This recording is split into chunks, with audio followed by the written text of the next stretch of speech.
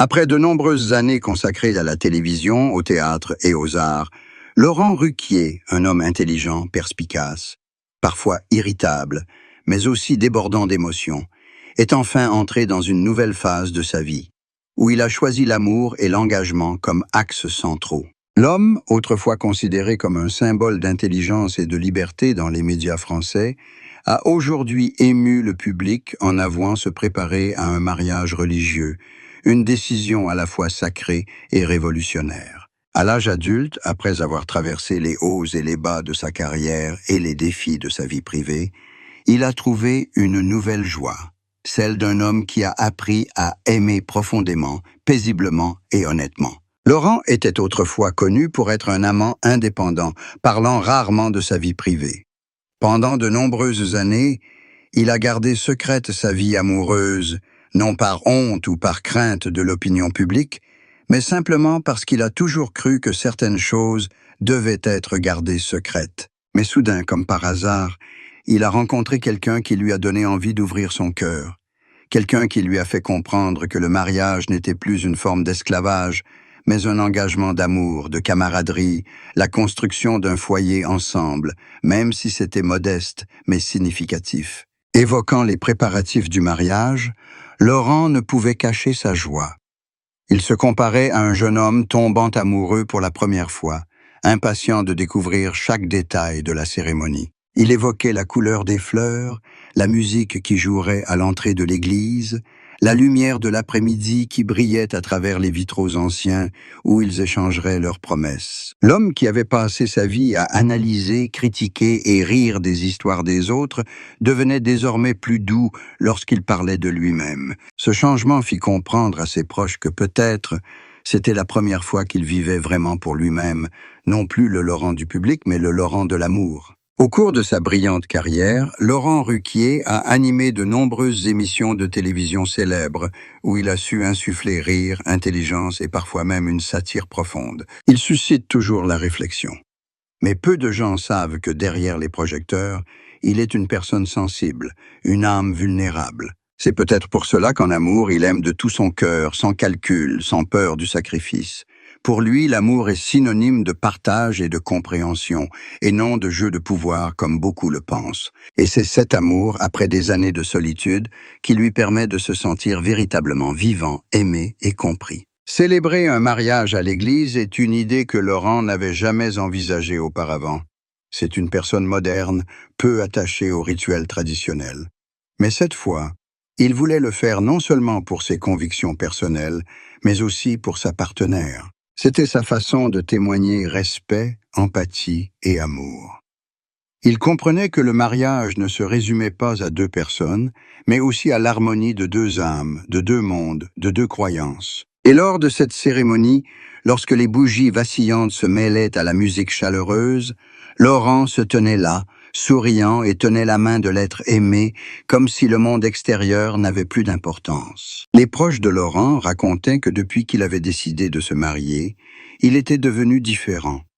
Il n'était plus froid ni parfois dur comme avant, il était plus doux, plus attentionné et même plus rêveur. Il passait souvent des heures assis à choisir une chanson, à réécrire ses vœux ou simplement à regarder une photo d'eux ensemble par un après-midi ensoleillé. L'âge lui a peut-être fait comprendre que le bonheur ne réside pas dans le luxe, mais dans les choses simples. Un regard, une poignée de main, un sourire compréhensif. Ce changement non seulement comble Laurent, mais renforce aussi son affection auprès du public. On dit que depuis qu'il est amoureux, son regard est devenu plus chaleureux et sa voix plus douce. Dans les conversations, lorsqu'on évoque le mot « mariage », il n'évite plus ni ne plaisante, mais sourit simplement. Un sourire sincère et tendre, comme s'il avait enfin trouvé ce qui lui manquait depuis toujours, un endroit où se ressourcer. La compagne de Laurent, qui partage son histoire depuis de nombreuses années, est non seulement une amante, mais aussi une confidente, quelqu'un qui comprend chacune de ses peurs, chacune de ses joies, chacune de ses blessures. Ils n'ont pas besoin d'en dire trop. Un simple regard suffit pour comprendre ce que l'autre pense. Ensemble, ils ont surmonté des moments difficiles lorsque la carrière de Laurent était sous pression, lorsqu'il était las de son travail, lorsque les médias scrutaient leur vie privée. Mais cet amour est toujours aussi fort, car il repose sur une confiance absolue. Et c'est ce qui les pousse à vouloir rester ensemble longtemps, à faire de leur amour un vœu officiel. Lors des préparatifs du mariage, Laurent a participé à chaque détail. Il n'a laissé personne d'autre décider à sa place. Du choix des fleurs au choix du gâteau de mariage, en passant par la rédaction des remerciements pour les invités, il faisait tout avec l'enthousiasme d'un enfant. Chaque soir, il imaginait le moment où les portes de l'église s'ouvriraient, où la musique jouerait et où l'être aimé s'approcherait. Il croyait que ce serait le moment le plus mémorable de sa vie, un moment où toute la tristesse et la solitude du passé disparaîtraient. Ses amis disent que Laurent n'a jamais été aussi heureux, peut-être parce que pendant de nombreuses années, il a vécu dans un monde de raison, où les émotions étaient souvent dissimulées derrière des mots durs.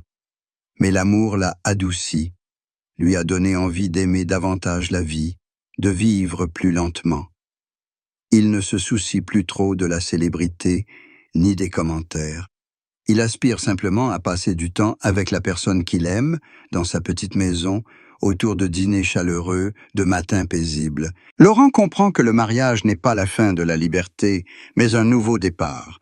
Deux personnes apprennent à s'aimer chaque jour, à pardonner, à accepter leurs différences et à grandir ensemble. Il ne rêve pas d'une vie parfaite, car il sait que rien n'est parfait. Mais il croit en la sincérité, au sourire de la personne à ses côtés, aux moments de silence et de paix. Le jour du mariage approche, Laurent continue de travailler, apparaît encore à la télévision, mais chacun voit en lui une lumière différente, celle du vrai bonheur. Il disait qu'après tant d'années de dévouement, la seule chose qu'il désire, c'est quelqu'un avec qui passer les années qui lui restent, partager les moments les plus simples. Et cette fois, il l'a eu. Quand les cloches sonneront, quand tout le monde se lèvera pour bénir, Laurent marchera avec un léger sourire aux lèvres.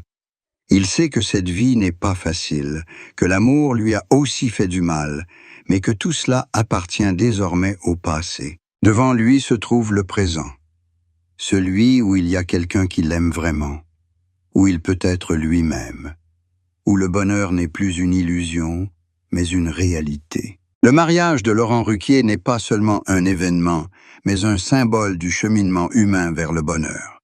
C'est l'histoire d'un homme qui a traversé la solitude, qui a porté de nombreux doutes dans son cœur, et qui a finalement trouvé la réponse dans la douceur de l'amour. Désormais, dans une petite maison remplie de rires, il n'est plus l'hôte du public, ni une personnalité publique, mais un mari, un partenaire de vie, un rôle qu'il veut garder toute sa vie. Pas besoin de scénario, pas besoin de jouer, juste vivre honnêtement et aimer honnêtement. Après le mariage, la vie de Laurent Ruquier semblait plus facile que jamais. Il n'avait plus à gérer un emploi du temps chargé, ne se souciait plus des débats houleux à la télévision, ne voulait plus rien prouver au monde. Au lieu de cela, il prenait du temps pour lui, pour sa compagne et pour les choses simples qu'il avait jusque-là oubliées.